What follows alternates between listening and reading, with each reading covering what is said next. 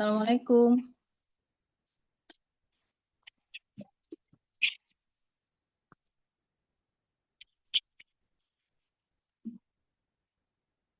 Halo, Assalamualaikum.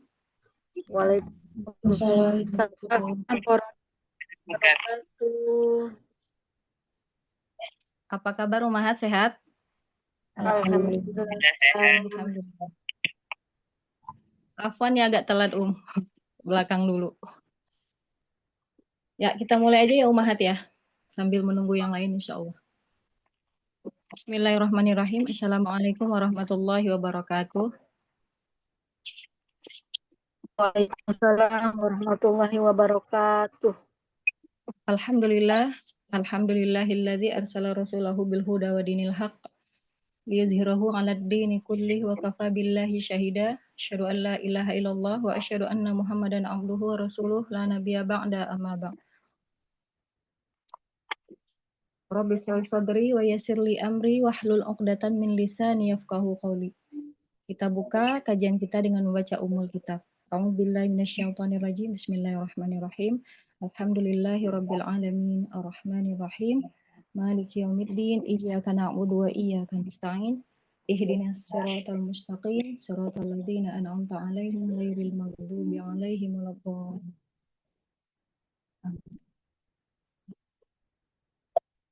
Allahumma shalli 'ala Muhammad wa 'ala ali Muhammad. Alhamdulillah ya Ummahat ya, pagi ini Allah memberikan nikmat ya kepada kita untuk bisa melanjutkan kajian kita ya pagi ini terkait dengan mengupas tentang sholat ya. Insya Allah kita akan lanjutkan terkait dengan Al-Fatihah ya kemarin ya Ummahat ya, melanjutkan yang Al-Fatihah.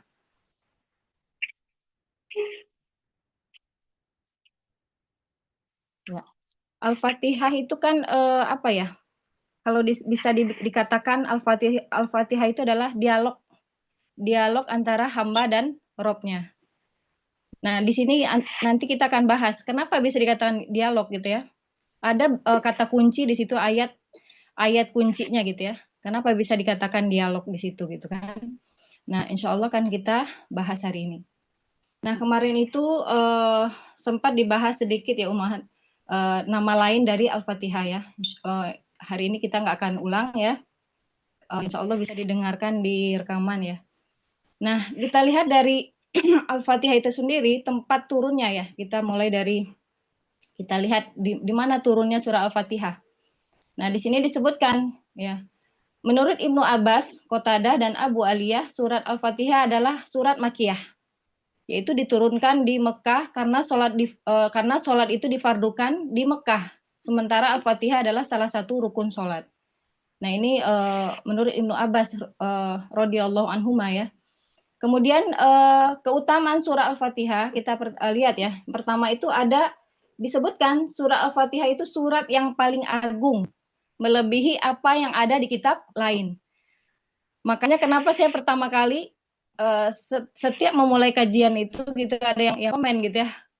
Kenapa Al-Fatihah? Karena saya cinta dengan surah Al-Fatihah yang artinya sangat Masya Allah ya, luar biasa dalam sekali gitu ya Ummahat ya. Kalau kita memahami ya, disebutkan surat yang paling agung melebihi apa yang ada di kitab yang lain. Ya, makanya dikatakan umul kitab atau induknya kitab. Umul apa namanya Al-Qur'an, induknya Al-Qur'an gitu ya Maka saya sangat menyukai surat ini gitu ya. Sangat mencintai surat ini. Nah, disebutkan dalam hadis Rasulullah SAW bersabda, demi Tuhan yang jiwaku berada dalam genggaman kekuasaannya, Allah tidak pernah menurunkan di dalam kitab Taurat ya, tidak juga di dalam kitab Injil, serta tidak juga dalam kitab Zabur, tidak pula dalam Al-Quran suatu surat yang serupa dengan surat Ummul Quran ini, yaitu Al-Fatihah ini ya. Ini surah hadis riwayat At-Tirmizi. Jadi tidak ada yang menyerupai ya, yang melebihi dari agungnya surat Al-Fatihah. Ya, Umat. Nah, kemudian ya, kita lihat di keutamaan yang lain, ya disebutkan surah Al-Fatihah itu disebut salah satu dari dua cahaya. Kenapa disebut dengan salah satu dari kedua cahaya? Dari sini disebutkan dalam hadis ya, Dari Ibnu Abbas menceritakan ketika kami sedang bersama Rasulullah SAW yang saat itu sedang bersama malaikat Jibril. Tiba-tiba Jibril mendengar suara gemuruh di atasnya. Lalu Jibril mengangkat pandangannya ke langit dan berkata, ini adalah suara pintu langit dibuka.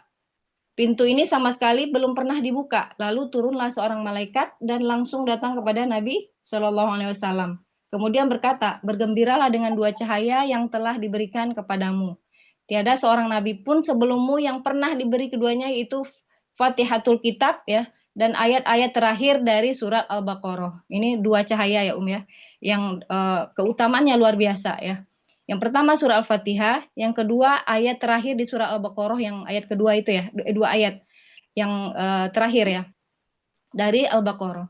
Tidak sekali-kali kamu membaca suatu huruf darinya, melainkan pasti kamu diberi pahalanya yang luar biasa ya. Ini hadis riwayat Muslim. Nah ini keutamaan kedua ya umat dari surah Al-Fatihah.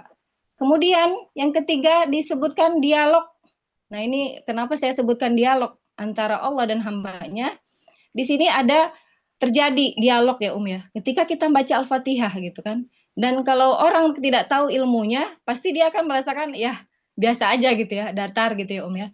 Tapi kalau orang yang tahu ilmunya, pasti akan merasakan dahsyatnya surah Al-Fatihah. Nah ini hadisnya Uh, Al-Fatihah itu untuk diri kalian sendiri karena aku mendengar Rasulullah SAW bersabda, Allah Ta'ala berfirman, aku membagi sholat, ya maksudnya Al-Fatihah tadi ya ya,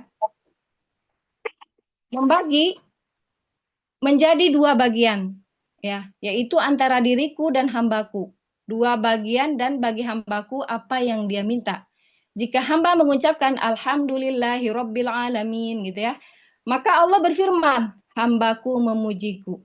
Ya, situ kan ada kata pujian ya, Alhamdulillah, Rabbil Alamin. Allah memujiku. Kemudian ketika hamba tersebut mengucapkan Ar-Rahmanir Rahim, maka hambaku telah menyanjungku. Jadi di Allah komen ya, komen. Apa namanya? Berfirman langsung gitu ya ketika seseorang membaca Al-Fatihah ini gitu ya. Kemudian ketika kita membaca Maliki Yaumiddin, maka Allah berfirman hambaku mengagungkanku ya. Maka beliau berkata sesekali, hambaku telah memberi kuasa penuh padaku. Jika ia mengucapkan iyyaka na'budu wa iyyaka nasta'in. Nah, di sini kunci Al-Fatihah ada di sini. Kenapa dikatakan dialog? Di sini ada kata ganti kedua. Kalau dalam bahasa Indonesia itu kata ganti kedua itu kamu, ya Kamu, engkau gitu ya. Kayak kita ngobrol gitu, Ya. Kalau dia kan berarti kata ganti ketiga, ya. Kata ganti ketiga itu berarti kita nggak langsung ngobrol gitu ya. Nah, kalau iyaka itu artinya ka itu kamu. Iyyaka na'budu, kepadamu aku menyembah, wa iyyaka nasta'in gitu ya. Dan kepadamu aku memohon pertolongan. Nah, ini kuncinya di sini. Kenapa saya katakan itu dialog? Karena salah satu yang disebutkan di sini ada kata ganti kedua, iyyaka. Iyyaka nasta'in. Berarti kita lagi ngobrol ya, ya. Kepadamu gitu kan. Kalau kepada dia gitu ya, kepadanya lah kita memohon gitu ya. Berarti itu bukan ngobrol ya. Maksudnya mengatakan dia itu kata ganti ketiga ya kalau dalam bahasa Indonesia. Ya. Kalau ki ya kalau dalam bahasa Arab itu ada ki gitu ya. Iya kak itu kamu laki. Kalau dalam konteks bahasa Arabnya kak itu laki-laki. Tapi bukan berarti Allah di sini berjenis kelamin enggak gitu ya. Karena memang secara umum ya, itu secara umum kak itu untuk kamu gitu ya ya. Ya. Iya karena Abu iya karena nasta'in. Kemudian di sana dikatakan hambaku telah apa di sini disebutkan. Jika ia mengucapkan iya karena Abu iya karena nasta'in, Allah berfirman, ini antara aku dan hambaku. Maka bagi hambaku apa yang dia minta. Berarti di situ Allah langsung mengatakan gitu ya. Allah berfirman, bagi hambaku apa yang dia minta gitu ya. Berarti kan dahsyat ya ya. Al-Fatihah ini gitu ya, sangat-sangat luar biasa gitu kan. Kemudian jika ia mengucapkan ihdinas siratal mustaqim, siratal maghdubi 'alaihim waladdallin. Nah, ini disebutkan ihdinas siratal mustaqim, tunjukkan kami jalan yang lurus. Mustaqim itu lurus ya, sirat itu jalan. Sirat, ihdi itu ihdinas, ihdi itu artinya tunjuki aku gitu ya. Maka disebutkan ketika kita membaca Al-Fatihah, otomatis setiap hari itu kita meminta petunjuk setiap hari ya. Di sini disebutkan ihdinas siratal mustaqim, tunjukkan kami jalan yang lurus. Jalan yang lurus berarti apa, Jalan yang di apa namanya? Yang dilalui oleh orang-orang yang nabi ya. Dilalui oleh para nabi ya, para sahabat dan seterusnya. Ya, orang-orang yang lurus ya, orang-orang yang hanif, orang-orang yang beriman gitu ya. Maka pada saat kita membaca Al-Fatihah sejatinya kita sedang meminta petunjuk kepada Allah. Ya, ihdi, tunjukkan. Ihdinas sirotol, sirot itu jalan, mustaqim itu lurus. Jadi kita otomatis minta jalan yang lurus ya. Tunjukkanlah pada kami jalan yang lurus. Nah, makanya setiap saya membaca ini, yang saya ingat apa? Jalan yang lurus siapa? Nabi Muhammad SAW dan para sahabat. Orang-orang yang terdepan gitu ya. Kalau jalannya lurus berarti kan orang-orang yang sudah jelas nih gitu ya, ya. Kalau sekarang kan kita lihat ulama, belum jelas akhirnya gitu kan. Dia nanti seperti apa akhir hidupnya gitu ya, belum jelas. Tapi kalau yang udah jelas nih jalan-jalan mereka itu udah jelas gitu ya. Berarti siapa? Para nabi ya. Nabi Muhammad SAW gitu, para nabi gitu kan. Kemudian para sahabat dan orang-orang yang mengikuti mereka gitu ya. Sampai yaumul akhir, sampai hari kiamat nanti gitu ya. Maka ketika kita membaca ini ingat kita sedang ingin minta jalan Rasulullah SAW. Kita sedang ingin tempat tertinggi. Jadi baca Al-Fatihah ini dahsyat ya. Jadi ketika kita minta jalan yang lurus, yaitu jalan orang yang telah engkau beri nikmat ya. Situ disebutkan an'amta. An'amta itu orang yang telah engkau beri nikmat alaihim kepada mereka. Berarti udah jelas kan ya. Kalau tadi ulama-ulama yang belum jelas akhirnya gitu ya. Kita melihat sekarang banyak sekali ulama dan kita nggak tahu akhir hidup mereka seperti apa gitu ya. Maka kita minta kepada Allah jalan yang sudah orang-orang yang udah jelas ini nih. Ya. Orang yang udah mati gitu ya. Orang udah jelas akhirnya. Maka yaitu jalan-jalan orang yang diberikan jalan yang lurus, yaitu jalan orang yang engkau beri nikmat. Dalam artian orang yang beri nikmat ini adalah para nabi, para sahabat, salafus solih yang jelas gitu ya ya. Jalannya gitu kan. Kemudian bukan jalan orang yang engkau murkai dan sesat. Nah ini secara hadis ya, nanti akan kita preteni lagi ya, kita bahas satu persatu lagi ya, biar lebih rinci ya. Kalau ini secara garis besar dalam hadis riwayat Muslim. Ya, ini secara kenapa dikatakan dialog tadi ya? Kenapa disebut Al-Fatihah itu dialog antara seorang hamba dan Robnya? Tadi ya dikata kuncinya ada iyyaka. Iyyaka itu berarti kamu, kepadamu lah ya Allah. Berarti kita lagi ngobrol ya. Lagi ngomong berdialog gitu ya. Dengan Rob kita ya. Kemudian yang keempat, bacaan ruqyah. Kenapa disebut Al-Fatihah itu bacaan ruqyah? Makanya ini dahsyat ya. Saya kalau anak lagi-lagi agak rada-rada gitu ya. Saya biasanya bacain Al-Fatihah, Ya, setiap saya bikin madu, setiap di air galon ya, sebelum saya masukin pakai pompa dan lain sebagainya, saya bacain Al-Fatihah dulu. Jadi karena dahsyatnya Al-Fatihah ini gitu ya. Pertama kali baca Al-Fatihah aja udah Masya Allah ya. Kita lihat tafsirnya itu Masya Allah gitu kan. Nah, setiap saya baca kasih minum madu buat anak gitu ya, atau air galon ya, 1 galon itu dibacakan Al-Fatihah dulu ya. Dibacakan ruqyah, baca, kalau saya sih Al-Fatihah aja ya. Cukup Al-Fatihah gitu kan. Nah, di sini disebutkan dalam hadis dari Abu Sa'id Al-Khudri yang menceritakan bahwa ketika kami berada dalam suatu perjalanan, tiba-tiba datanglah seorang budak perempuan ya. Budak perempuan, lalu ia berkata, sesungguhnya pemimpin kabilah terkena sengatan binatang beracun. Sedangkan kaum lelaki kami sedang tidak ada di tempat gitu ya. Adakah di antara kalian yang dapat meruqyah? Maka bangkitlah seorang laki-laki dari kalangan kami bersamanya. Padahal kami sebelumnya tidak pernah memperhatikan bahwa dia dapat meruqyah. Ya, dia nggak bisa mengobati gitu ya. Maka kemudian laki-laki itu meruqyahnya dan ternyata pemimpin kabilah itu sembuh, ya. Maka pemimpin kabilah memerintahkan agar memberinya upah berupa 30 ekor kambing dan memberi kami minum laban ya, yogurt ya. Ketika lelaki itu kembali, kami bertanya kepadanya, apakah kamu dapat meruqyah atau menik ya? Atau kamu pandai meruqyah? Ia menjawab, tidak, aku hanya meruqyah dengan membaca umul kitab. Kami berkata, janganlah kalian membicarakan sesuatu pun sebelum kita sampai dan bertanya kepada Rasulullah SAW. Ketika mereka di Madinah, kami ceritakan hal itu kepada beliau, Rasulullah SAW. Dan beliau menjawab, siapakah yang memberitahukan kepadanya bahwa Al-Fatihah adalah ruqyah? Bagi-bagikanlah dan berikanlah kepadaku satu bagian darinya. Jadi upah tadi ambil aja. Berarti di situ Rasulullah mengiyakan memang itu adalah uh, salah satu ayat-ayat ruqyah ya, yang bisa meruqyah gitu ya ya. Maka kalau kita misalkan ada sesuatu apapun ya, sakit atau apapun, anak yang agak gimana ya tingkahnya gitu ya ya, bacakan Al-Fatihah gitu ya. Insya Allah itu adalah salah satu surat ruqyah ya. Disebut nama lain kemarin ya sudah disampaikan, nama lain Al-Fatihah itu adalah salah satunya Ar-Ruqyah ya. Ruqyah itu berarti kalau dalam bahasa Indonesianya jampi ya. Tapi jangan dibayangkan jampi-jampi yang mengandung sirkiyah ya, sirik.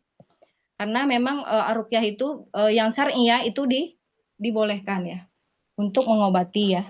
Mengobati salah satunya orang yang terkena ain ya, kemudian orang yang lagi demam, kemudian tersengat binatang berbisa. Nah, ini ya ya, disebut ruqyah. Maka dahsyat sekali Al-Fatihah ini gitu ya, kalau orang memahami. Kemudian kita lihat hukum membaca Al-Fatihah dalam sholat itu adalah apa wajib, karena itu adalah rukun sholat ya. Disebutkan kemarin ya, rukun sholat itu yang pertama kemarin takbiratul ihram, kemudian berdiri, kemudian membaca Al-Fatihah ya. Kalau yang sunah-sunahnya insya Allah nanti akan kita simpulkan ya, ada beberapa rinciannya ya. Kemudian membaca surah Al-Fatihah, ini nggak akan saya bahas ya.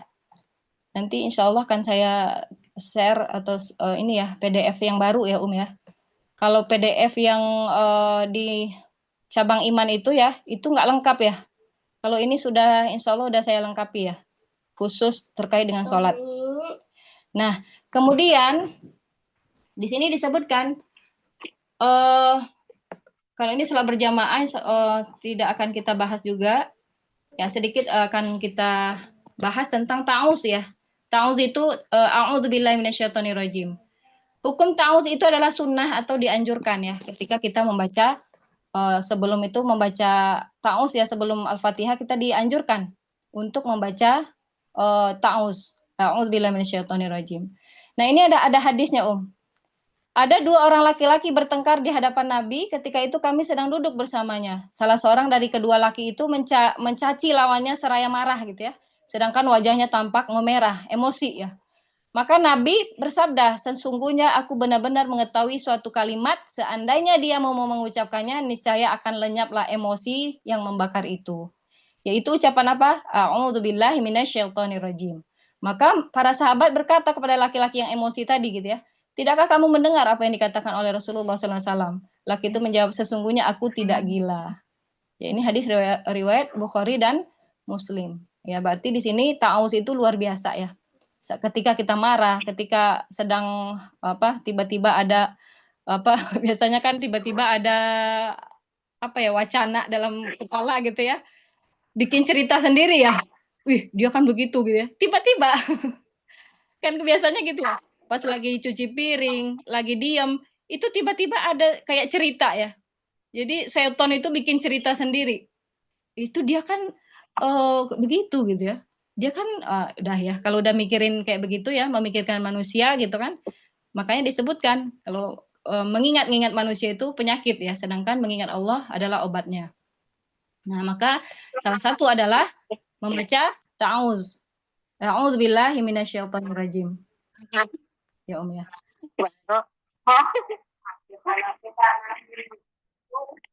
Oh. Ya. Kemudian disebutkan lagi kalau dalam sholat Itu kalau yang saya ya praktek sholat, kalau saya pribadi membaca ta'awuz ya ya. Silakan ummahat kalau yang tidak pun nggak masalah karena ini hukumnya sunnah. Kemudian ada beberapa maknanya manfaat ya. Manfaat dari ta'awuz adalah untuk menyucikan mulut dari perkataan sia-sia dan buruk ya. Kemudian ta'awuz juga digunakan untuk membaca firman Allah. Jadi sebelum baca Quran gitu ya ya, disunahkan untuk membaca ta'awuz. Ya. Terus maknanya Pak aku berlindung kepada Allah dari setan yang terkutuk. Syaitan yang terkutuk ya. Jadi di sini kita memohon perlindungan kepada Allah ya dari setan. Kemudian basmalah. Ya, hukum basmalah. Basmalah itu adalah bagian dari surat Al-Fatihah. Kalau yang saya ambil pendapatnya adalah bismillah adalah salah satu surat dari Al-Fatihah. Ayat ya. Berarti satu ayat pertama adalah bismillahnya. Tapi kalau gimana surat yang lain yang kita lihat di dalam Al-Qur'an kan ada ya. Bismillahirrahmanirrahim alif lam mim. Nah, di sini kalau yang saya ambil pendapatnya, bismillah itu hanya pembatas antara surat satu dengan yang lainnya. Ya. Jadi dia bukan bagian dari surat, kecuali Al-Fatihah. Al-Fatihah bismillah itu bagian dari Al-Fatihah. Jadi bukan alhamdulillah ayat yang pertamanya gitu ya, tapi bismillah. Nah, kalau untuk surat yang lain bukan ya. Jadi bukan termasuk bismillah itu bukan termasuk bagian dari surat yang lain ya, kecuali hanya Al-Fatihah. Ya. Al-Fatihah adalah ayat pertamanya adalah Bismillahirrahmanirrahim ya. Ini banyak ya perbedaan pendapat-pendapat. Di sini ada Imam Syafi'i, Imam Hambal, Imam Hanafi, Imam Maliki. Insya Allah nggak akan saya bahas ya semuanya, karena pasti akan bingung ya. Karena pasti ada perbedaan pendapat ya dari kalangan ulama ya.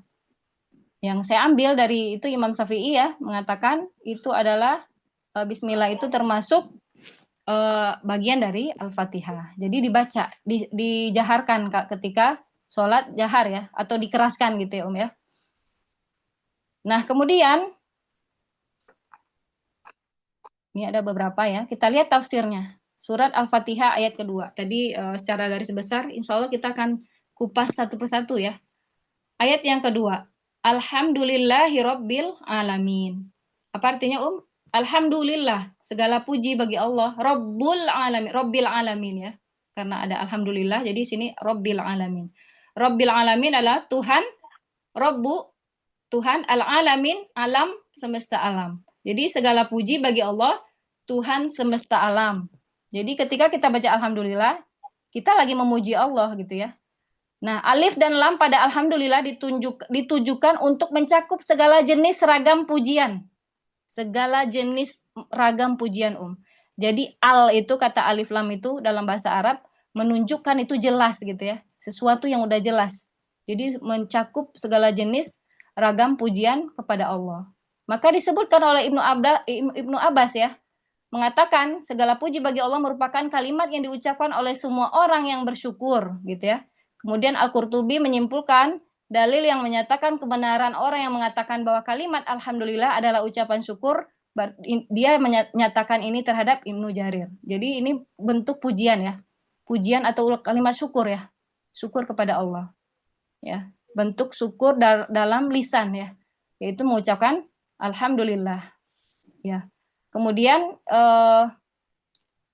dikatakan juga zikir yang paling utama adalah la ilaha illallah ya. Kemudian doa yang paling utama adalah alhamdulillah. Ya, alhamdulillah itu akan ini ya memenuhi timbangan. Nanti kelak ketika seorang ditimbang gitu ya, itu timbangannya termasuk timbangan yang paling berat ya. Selain tauhid ya, la ilaha illallah. Dan alhamdulillah ini paling termasuk timbangan yang paling berat ya. Maka orang yang bersyukur setiap hari itu maka pahalanya lebih besar ya dibanding orang yang tidak mengucapkan puji syukur kepada Allah. Apalagi ya ketika sholat dia sudah bisa khusyuk gitu kan, maka dia sebenarnya sudah sudah terjadi dialog ya antara dirinya dan Robnya. Terkadang sholat juga tidak ada berasa apa-apa karena nggak paham gitu ya, nggak paham dengan makna yang kita baca. Ya, maka dengan kita belajar memahami arti perkata ya, berkata ini gitu, kayak alhamdulillahirabbil alamin. Apalagi Al-Fatihah ini ya cukup dengan Al-Fatihah aja ya sebenarnya ya. Kita paham aja udah luar biasa ya ya. Nah, ini disebutkan tidak sekali-kali Allah memberi suatu nikmat kepada seorang hamba, lalu si hamba mengucapkan alhamdulillah, melainkan apa yang diberikan Allah itu lebih afdol daripada apa yang dia terima. Ya. Pahala maksudnya ya ya. Yang diberikan Allah itu pahalanya lebih besar daripada nikmat di dunia itu gitu ya. Maka orang yang bersyukur itu akan dilipat gandakan nikmatnya ya, daripada orang yang mengeluh. Ya mengeluh, aduh kok segini ya, aduh begitu. Nah itu makanya kunci orang akan meningkat terus ya. Hidupnya itu akan semakin terus meningkat itu ada kuncinya di syukur itu. Karena dia mengikat nikmat ya dan mengundang nikmat. Nikmat yang udah ada diikat gitu ya. Nikmat yang baru diundang gitu ya. Dibanding orang yang tidak pernah mensyukuri nikmat Allah gitu ya. Maksudnya tuh apa-apa dia kok segini sih gitu ya. Mengeluh ya, intinya mengeluh. Maka dia tidak akan merasakan signifikan ya kehidupannya gitu. Naik ya. Ini aja di dunia ya ya. Di dunia belum di akhirat kan. Di akhirat ya lebih dahsyat lagi ya pahala orang yang selalu bersyukur ya. Maka al-alamin di sini dikatakan Rob itu apa Pemilik atau pengelola gitu ya, atau pemilik ya, penguasa gitu ya. Rob itu Tuhan ya. Jadi secara bahasa pemilik. Maka dikatakan pemilik alam semesta. Jadi al-alamin jamak dari alam yang berarti segala yang ada selain Allah yang maha mulia lagi maha tinggi. Berarti seluruh alam. Ini semuanya adalah pemiliknya adalah Allah gitu ya.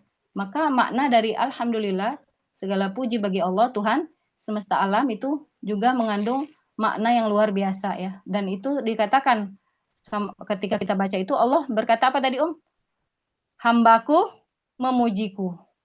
Hambaku sedang memujiku. Ketika kita baca alhamdulillahirabbil alamin.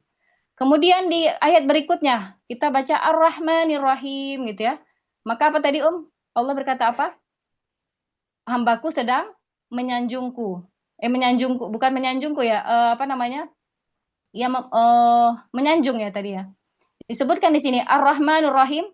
Ar-Rahmanir-Rahim itu artinya merupakan dua kata yang berasal dari Ar-Rahmah. Kata yang sama, Dasar katanya dalam bahasa Arab itu dari kata Ar-Rahmah yang ditujukan artinya sayang ya. Menunjukkan makna yang sangat. Ar-Rahmah itu sangat sayang gitu ya. Ar-Rahman lebih tegas daripada Ar-Rahim. Maka dalam hadis disebutkan Ibnu Jarir meriwayatkan dari sanadnya dari Al-Azrami, dia berkata yang Maha Pemurah lagi Maha Penyayang menurutnya, kalau Maha Pemurah Ar-Rahman itu ditujukan kepada seluruh penghuni dunia maupun baik orang muslim ataupun orang kafir. Karena rahmannya Allah, Ar-Rahmannya Allah gitu ya. Semua orang dikasih rezeki. Bukan hanya seorang mukmin gitu ya, tapi orang kafir juga dikasih gitu ya. Itu menunjukkan Allah Maha Penyayang, Pemurah gitu ya. Ar-Rahman. Ya, tapi kalau Ar-Rahim itu lebih khusus kepada orang mukmin semata-mata pada hari kiamat. Ya. Orang-orang mukmin khususon gitu ya, khusus ya. Yang diberikan kepada mereka di hari kiamat yaitu apa surga ya. Dan itu tidak diberikan kepada orang kafir. Nikmat yang diberikan kepada orang mukmin, Ar-Rahim gitu ya. Kalau Ar-Rahman dia maknanya luas, Ar-Rahim itu lebih khusus ya kepada orang-orang mukmin. Nah, ini ya menurut Ibnu Jarir di sini disebutkan ya. Sesungguhnya Allah merahmati orang yang beriman dan kafir secara sama ketika dirinya yaitu dalam hal yang berkaitan dengan penghidupan ya. Rahmat Allah itu universal, semuanya dikasih rezeki. Ya, dikasih minum, dikasih makan gitu ya ya. Tapi rahim itu lebih khusus. Ya ya. Nah, ini perbedaannya ya. Ar-Rahman adalah nama yang manusia tidak boleh menggunakan dan tidak boleh seorang pun mengambilnya untuk nama sebab ia merupakan nama yang dimiliki oleh Allah. Kalau namanya Ar-Rahman aja gitu ya, itu nama Allah ya, Ar-Rahman. Kalau Abdurrahman nggak apa-apa ya. Nah, sebagaimana dulu ya, ada namanya Musailamah Al-Kazab, dikatakan Allah disebutkan Al-Kazab, pembohong. Karena apa? Dia menyebutkan namanya siapa? Rahmanul Yamamah. Ya, dia menyebutkan dirinya seorang nama Allah gitu ya. Maka dikatakan dia sebagai al-kazab atau pembohong. Ya. Nah, itu ayat ketiga ya ya. Ar-Rahman Ar-Rahim. Ya. Maliki yaumiddin. Maliki yaumiddin yaitu apa? Malik raja. Yaum hari, ad-din pembalasan. Maliki yaumiddin berarti yang menguasai atau raja dari hari pembalasan. Hari pembalasan ya. Berarti hanya Allah lah yang sebagai raja, pemilik dunia dan akhirat gitu ya. Kemudian di sini disebutkan ya hari pembalasan itu hari perhitungan bagi makhluk yakni hari kiamat ya. Dibalas segala seluruh amalannya gitu yang tidak ada tersisa satu apapun dan tidak dirugikan satu apapun ya. Allah Maha mengetahui atas segala sesuatu ya. Tak satu pun yang akan tertukar gitu ya. Semuanya sangat dalam pengetahuan Allah gitu ya. Maka disebutkan di sini di dalam sebuah hadis, orang yang pandai ialah orang yang melakukan perhitungan terhadap dirinya sebelum dia mati ya. Hisaplah dirimu sebelum kamu dihisap. Ini kata perkataan Khalifah Umar radhiyallahu an, Umar bin Khattab ya ya. Jadi hisap diri kita, hisap diri kalian dulu sebelum dihisap dan timbanglah amal perbuatan kalian sebelum ditimbang. Makanya kalau untuk hitung-hitungan dalam amal nggak apa-apa ya ya. Ini kalau satu ayat 10 kebaikan gitu ya. Satu huruf. Dikaliin nih satu halaman udah berapa ribu huruf pahala ya. Satu huruf aja 10 kebaikan. Ya, dibanding berapa ribu ayat yang dibaca gitu ya. Maka dikalikan aja. Ibaratnya seperti itu ya. Kita mengharap ya semata-mata pahala Allah ya, ridho Allah. Ya, mendapatkan rahmat dari Allah. Nah, ini ya. Malik yaumiddin. Ketika kita baca itu, Allah mengatakan hambaku sedang menyanjungku. Ya. Kemudian disebutkan di sini di surat Al-Fatihah ayat kelima, iyyaka. Nah, ini saya sebutkan tadi ya. Kuncinya di sini, inti dari Al-Fatihah itu sendiri ada di sini. Iyyaka na'budu wa iyyaka nasta'in. Iyyaka yaitu apa? Kata ganti kedua, kepadamu. Kita langsung ngomong berarti ya, tadi ya berdialog. Maka disebutkan di sini kami tidak menyembah kecuali hanya kepada Engkau dan kami tidak bertawakal kecuali hanya kepada Engkau. Ini secara makna ya. Maka di sini dikatakan ini adalah kesempurnaan ketaatan. Pak di sini kesempurnaan ketaatan. Jadi semuanya iya karena semuanya aku menyembah. Dalam artian apa? Beribadah hanya kepadamu. Jadi setiap apapun bisa bernilai ibadah. Makanya yang kemarin ya yang kita bahas di kajian bekal kematian kemarin gitu ya, ada 2 orang. Yang satu beribadah tapi tidak bernilai ibadah. Yang kedua, orang yang apapun bisa bernilai ibadah. Ya. Karena apa? Tergantung dari niat dan caranya. Sesuai dengan tuntunan Rasulullah enggak gitu ya. Dia beramal sesuai dengan apa yang diajarkan oleh Rasulullah enggak gitu ya. Kalau kata Allah kan, kalau kamu mencintaiku gitu ya, cintai juga Nabi Muhammad. Karena apa? Kita mengikuti dari wahyu itu melalui beliau gitu ya. Wahyu yang Allah turunkan melalui beliau, seorang manusia juga gitu kan. Kita mencontoh apa yang dilakukan oleh Rasulullah. Ya, secara menyeluruh gitu ya. Maka disebutkan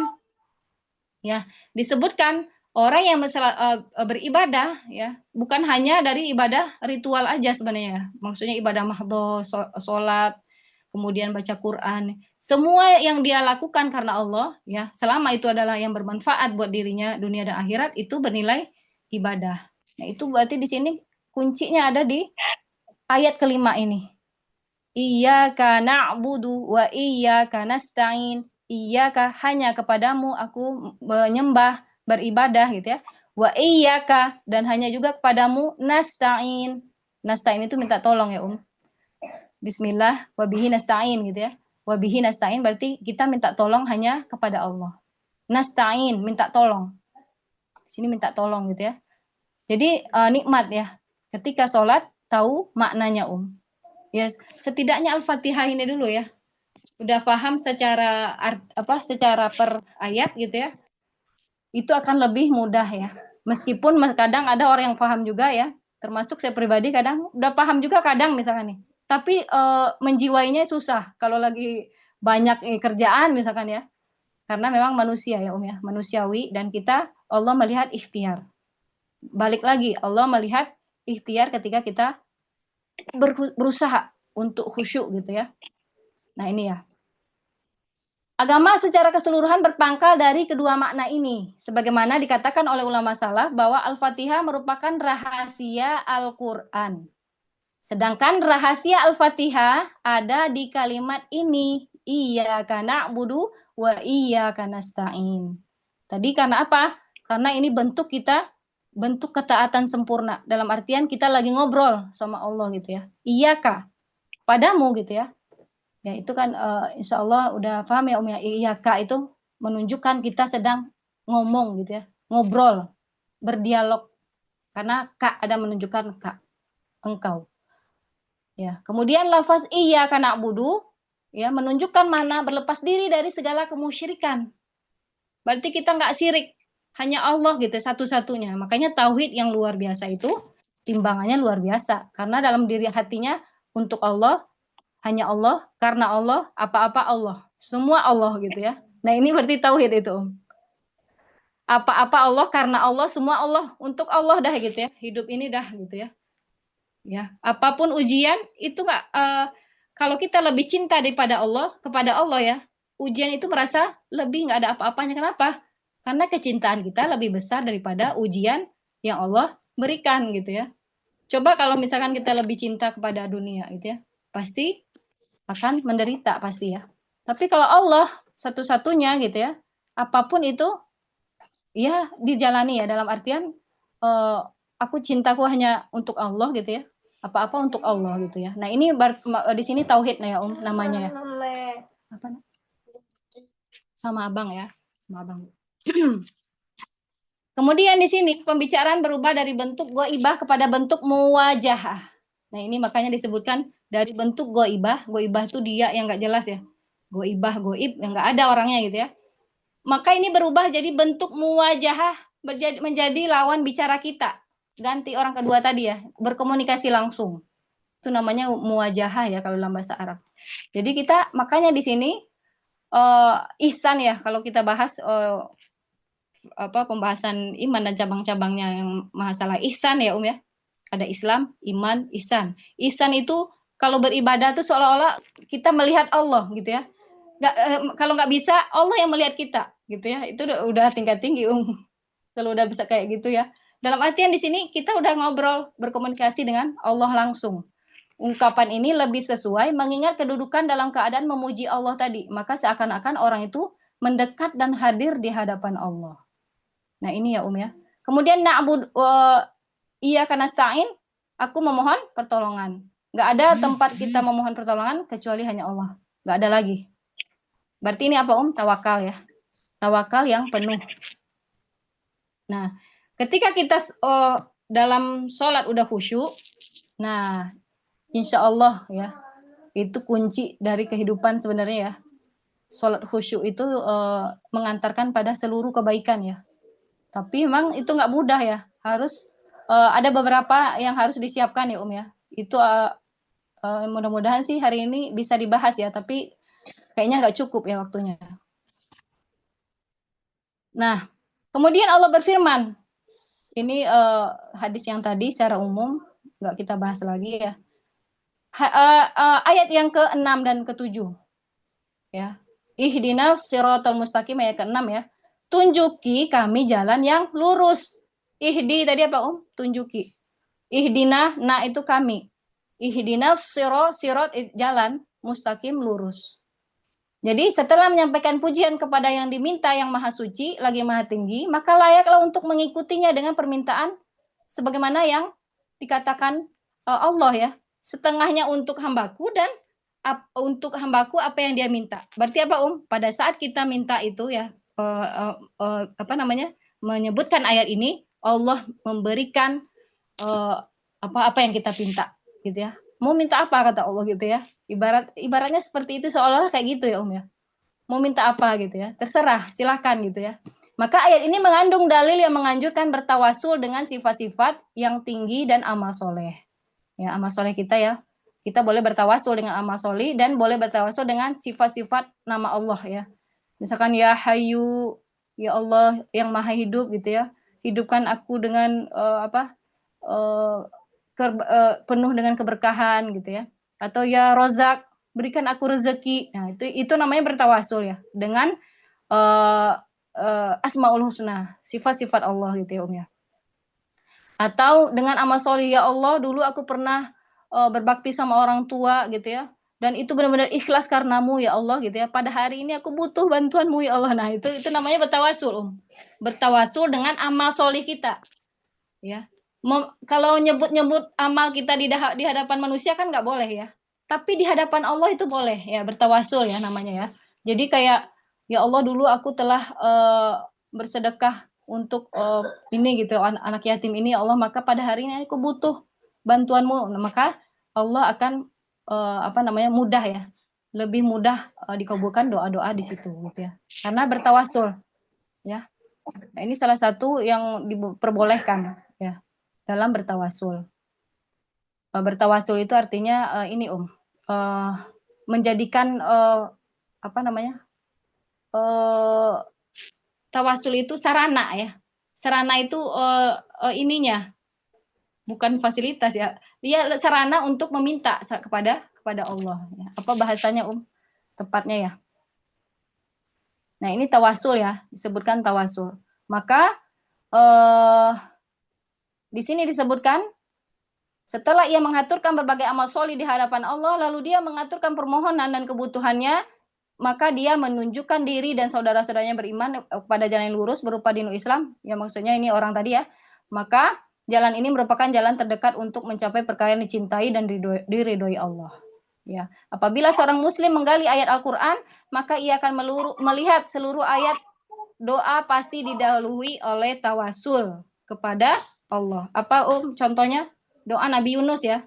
La ilaha illa anta subhanaka inni kuntu minadz zalimin. Disebutkan la ilaha illa anta, bertawasul dulu atas dengan nama Allah ya.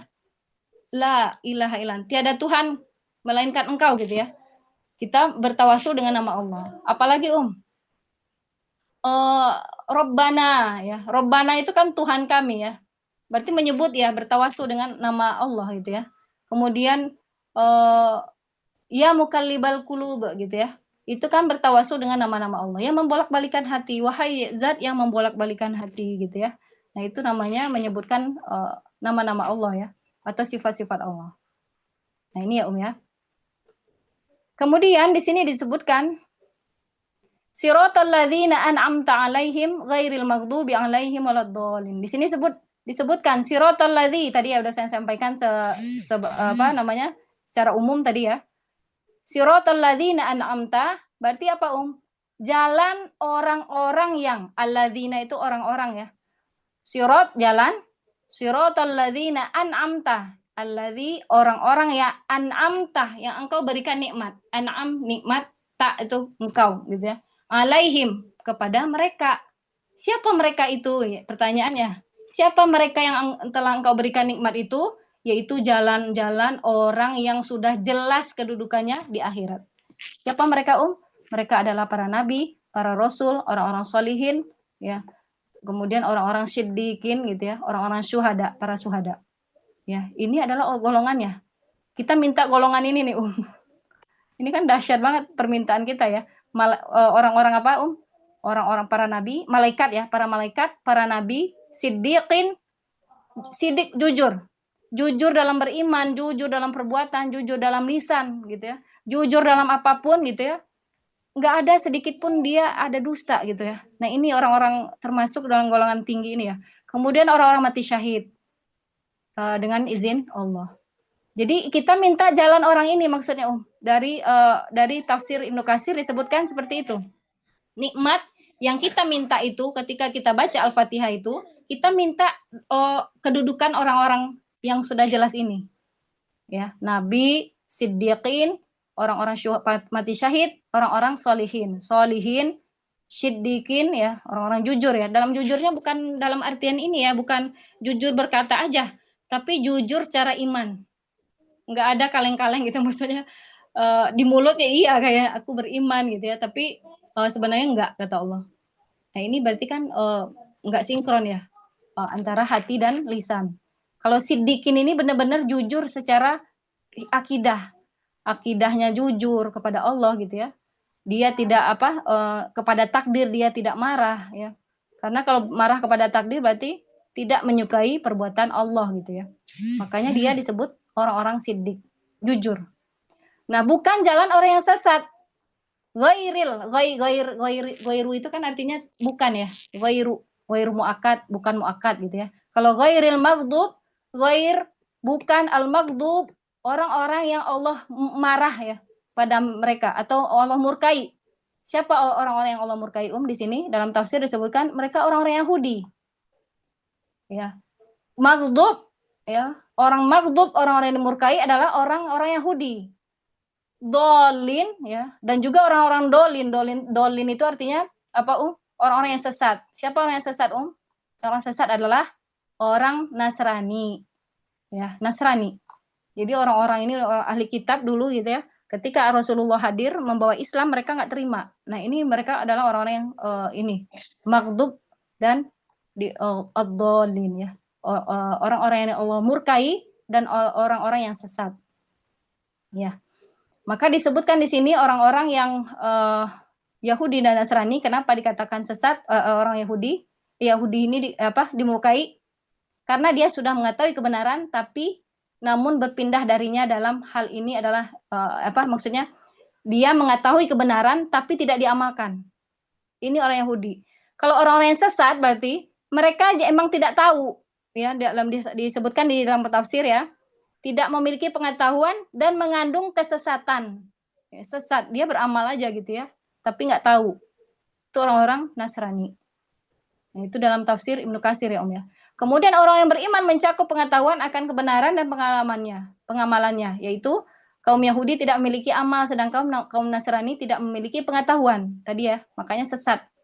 Itu makna dari Al-Fatihah Jadi ketika kita minta ghairil maghdubi alaihim waladdallin, bukan jalan ya aku seperti orang Yahudi dan orang-orang Nasrani gitu ya. Intinya kita minta bukan seperti orang-orang kafir itu gitu ya. Kita minta jalan orang-orang yang udah jelas. Ya.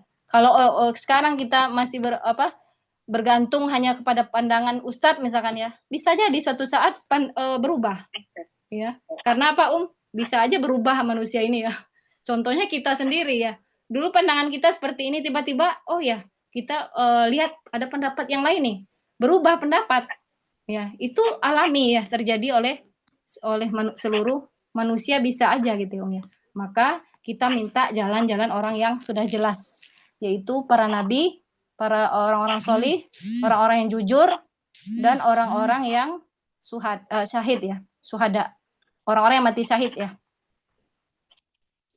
Kemudian surat lain setelah Al-Fatihah itu hukumnya sunnah. Ketika kita sholat, baca setelah Al-Fatihah ada surat lain, itu hukumnya sunnah, nggak dibaca pun tidak masalah. Dan itu dibaca pada 2 rakaat pertama saja ya 2 rakaat terakhir tidak perlu dibaca, cukup Al-Fatihah aja gitu ya. Nah ini hukumnya sunnah.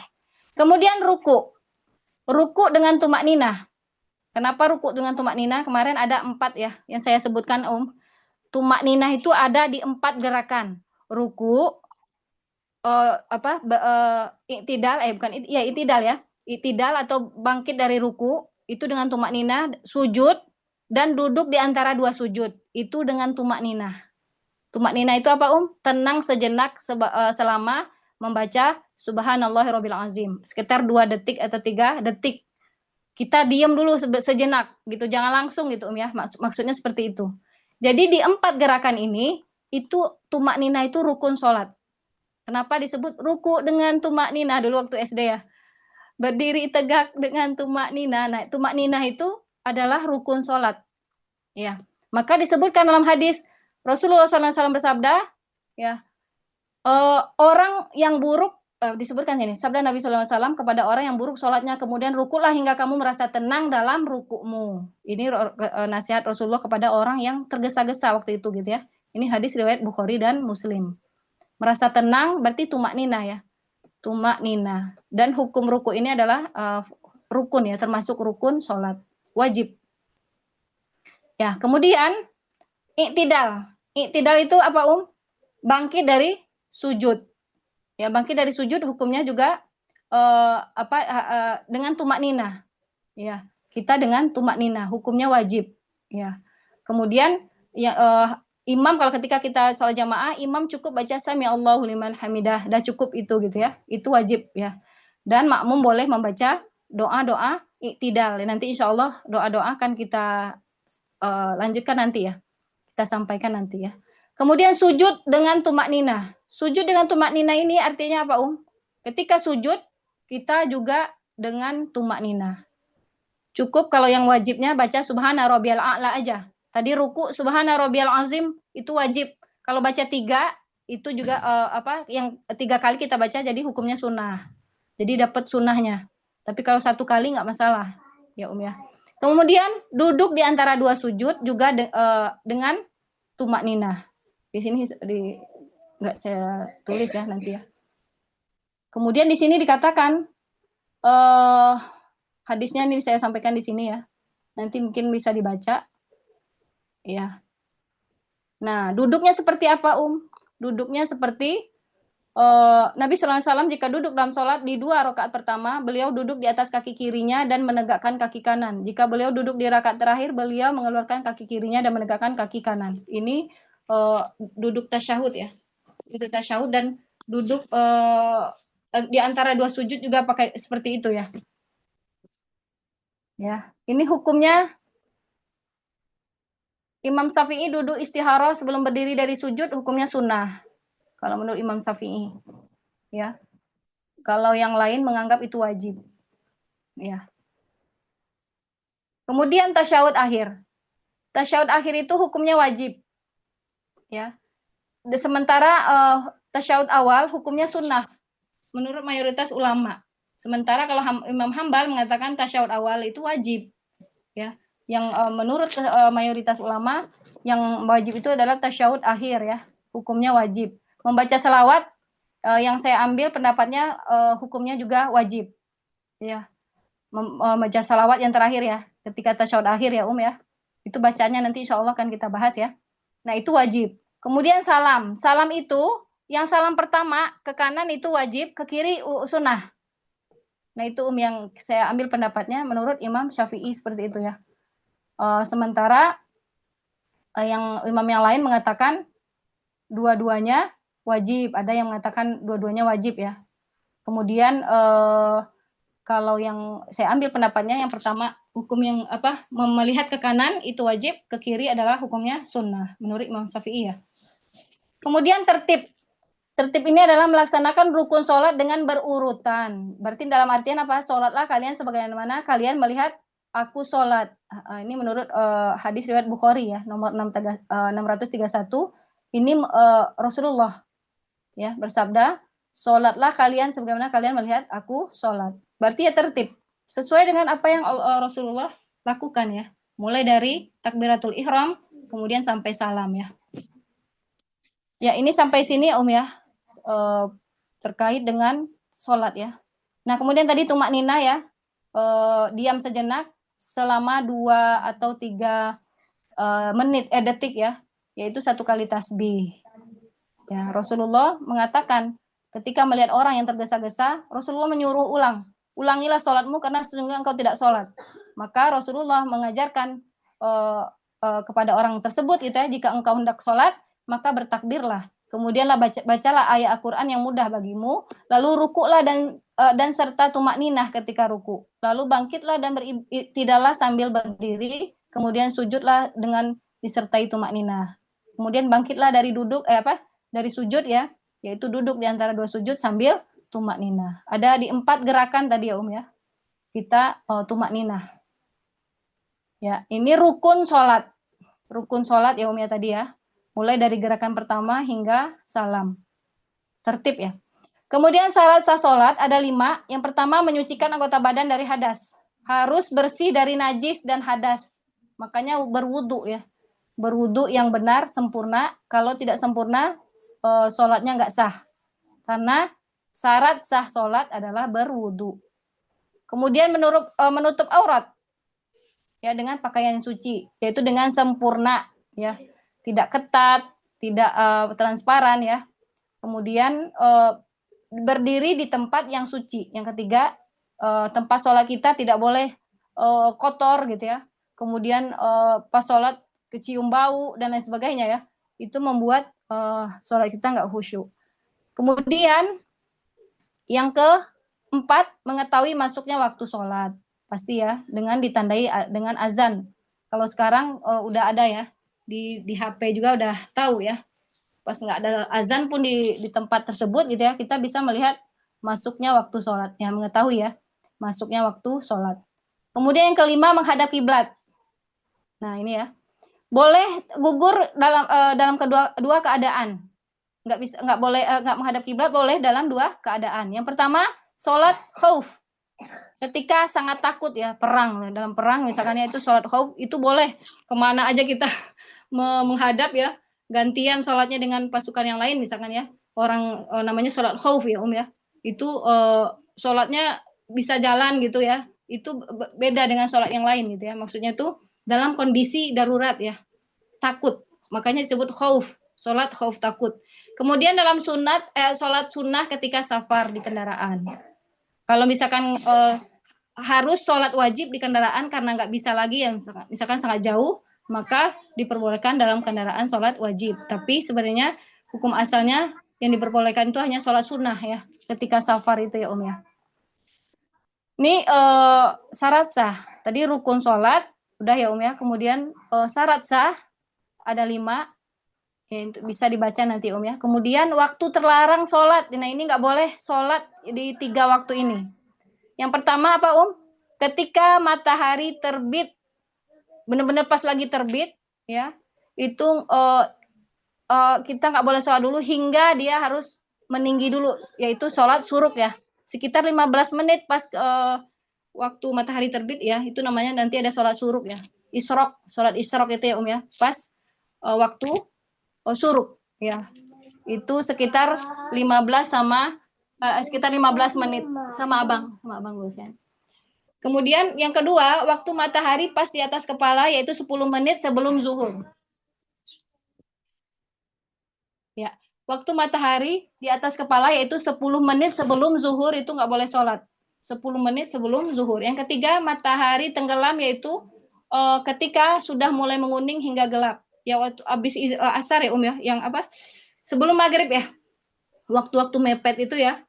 Ada pas waktu matahari tenggelam, nah itu dilarang untuk sholat. Itu ya ya, 3 kondisi waktu diharamkan sholat ya. Terlarang untuk sholat. Nah, jadi sampai di sini ada yang mau kita diskusikan dulu, Umahat? Ini ada apa yang belum kita bahas yaitu khusyuk ya. Membahas tentang sholat khusyuk dan sholat sunnah. Insya Allah pekan depan ya ya, kalau tidak ada halangan ya. Ada Umahat yang mau kita diskusikan dulu sebelum kita tutup? Oh ya, bacaan sholat Rasulullah juga belum ya ya. Bacaan sholat Rasulullah belum kita bahas juga ya. Insya Allah kalau ada waktu kita bahas pekan depan ya.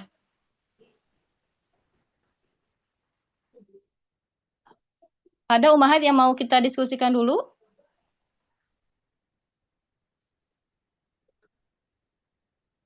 Kalau tidak ada, kita cukupkan sampai di sini ya Umahat ya. Kajian kita pagi ini terkait dengan rukun dan syarat sah sholat dan hal apa waktu-waktu sholat ya. Kalau tidak ada yang perlu kita diskusikan, kita tutup dengan doa kafaratul majelis. Subhanakallahumma wa bihamdika asyhadu an la ilaha illa anta astaghfiruka wa atubu ilaik. Walhamdulillahirabbil alamin. Wassalamualaikum warahmatullahi wabarakatuh. Warahmatullahi wabarakatuh.